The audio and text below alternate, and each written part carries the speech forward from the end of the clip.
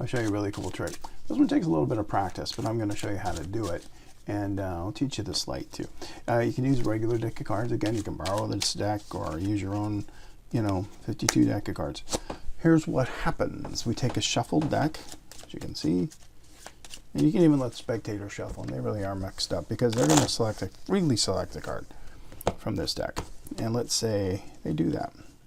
Say they select that one. Now, we don't need to know what the card is. We don't need to see it. We are going to find it later, but they'll look at it. So I won't look at it, but I'll show it to you in the camera so you can see what it is. And what's going to happen is we're going to lose their card in the deck. I'm going to say, look at your card one more time and say goodbye to it, because even though it's on top, I'm now going to shuffle it into the deck so that it gets completely lost. Let's give it another good shuffle so that we can't find your card.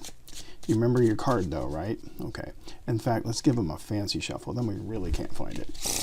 All right. Now, I got to try and find your card, but I don't think I can because it's shuffled into the deck. So I'm going to have you find it again.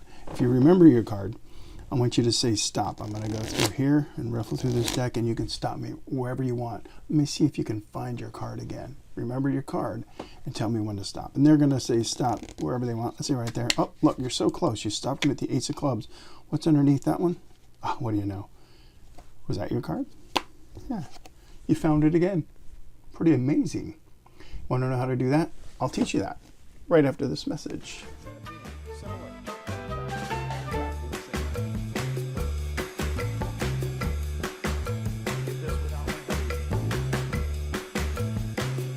Take some time to do. Go like this. Now, let's try. Well, they'll say, I choose the King of Clubs. King of Clubs. I can do this. I can say, I'm going to take card one. I'm going to put that in this box so you can't see it. You see that? So this is something we call chased. Their card is a giant poster, which is just really fun, right? I put a 9 of clubs inside this picture frame. Touch the screen as it's wiggling on the single C. And you see when they turn these over, you get a 17, which puts you at the 10 of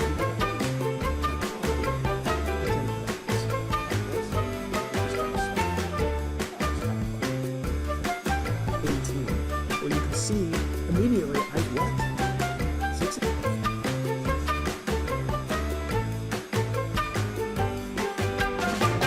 It plays big because there's a lot of stuff inside this little box. So the secret to this trick is a little bit harder to learn. It's not self-working. It takes a little bit of sleight of hand, but it's really easy sleight of hand.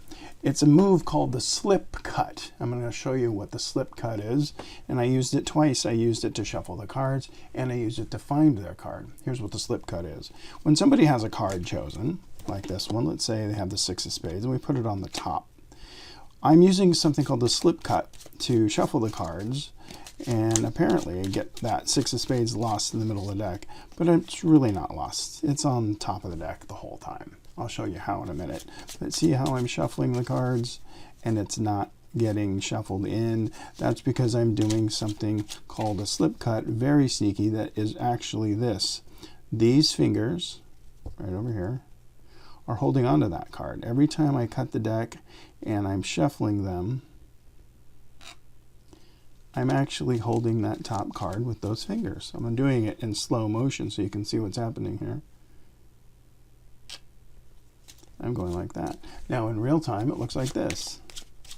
And the messier the better, because when you're shuffling cards and it gets all messy, I think that looks even better because then it looks like they're really getting shuffled up, right? So you don't need to be all fancy. You can just go, look, let's get them all mixed up, blah, blah, blah. When actually I'm doing this.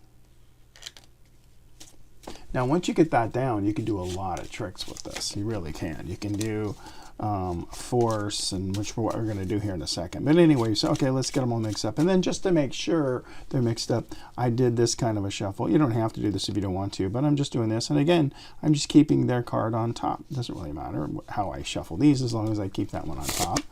And again, I'm retaining that 6 of spades, and I can do one of these, and it's still there no matter what I do. because of that slip cut, because I'm doing this, again, I'm going to do it in slow motion here, it's always on top. So once I convince them that I've shuffled the cards like this and got all messy, your card's somewhere in the middle, let's see if we can find it.